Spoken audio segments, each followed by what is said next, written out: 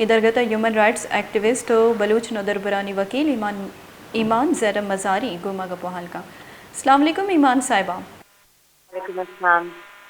पहले तो बहुत शुक्रिया वश न्यूज़ को टाइम देने के लिए। बताइएगा कि कौमी असम्बली में इज़हार ख्याल करते हुए सरदार अख्तर मिंगल साहब का ये कहना था कि CDD की जानिब से जो गुज़श्ता रोज़ कत्ल किए जाने वाले जो अफराद हैं उनकी शनाख्त हो गई है, जो इनकाउंटर्स में जाली इनकाउंटर्स में मार दिया गया था। आपसे मैं ये जानना चाहूँगी कि बलूचिस्तान में ह्यूमन राइट्स वायलेशन को आप कैसे देखती हैं? देखिए, ये जो बलूचिस्तान में इंसानी हकूक़ की वायलेशंस हैं, ये कुछ नया नहीं है।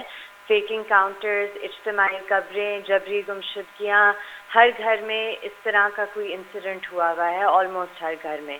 तो ये कुछ नया नहीं है। और ये अभी भी जो फेक इनकाउंटर रिसेंटली हुआ है, जहाँ ये कह रहे हैं कि जी इनकाउंटर मुकाबले में मारा गया है और उन लोगों के नाम मिसिंग पर्सन्स के लिस्ट पे मौजूद थे, ये तो फिर से वही कंटिन्यूएशन है उसी सिचुएशन की, जहां रियासत इम्प्यूनिटी के साथ बलोचों को सिस्टमैटिकली डिह्यूमनाइज करती है और उनके इंसानी हकूक़ को पामाल करती है।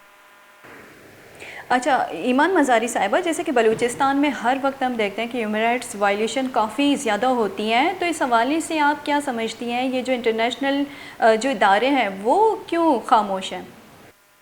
देखिए, मुझे लगता है इसमें दो मसाइल हैं। सबसे पहले कि बहुत सी जो कंप्लेंट्स होती हैं वो आलमी इदारों तक पहुंचती नहीं है, क्योंकि उनका एक स्पेसिफिक प्रोसीजर होता है और उन प्रोसीजर्स पर ज़्यादा आगाही नहीं है। एक तो ये है। दूसरा जो इसमें मसला होता है कि बहुत से जो ये प्रोसीजर्स होते हैं, मसलन जो स्पेशल रैपोर्टर्स हैं UN के, बाज़-औक़ात वो पाकिस्तान को लिखते हैं डिफरेंट केसेस पर, जबरी गुमशुदगियों के या और केसेस पर, लेकिन जो जवाबात पाकिस्तान की तरफ से आते हैं, और कंसिडरिंग के इंटरनेशनल सिस्टम में कोई इन्फोर्समेंट मैकेनिज्म नहीं है, तो आलमी इदारे भी सिर्फ एक हद तक ही ये केसेस टेक अप कर सकते हैं पाकिस्तान की रियासत के साथ। बहुत बहुत शुक्रिया ईमान मज़ारी साहिबा वश न्यूज़ को टाइम देने।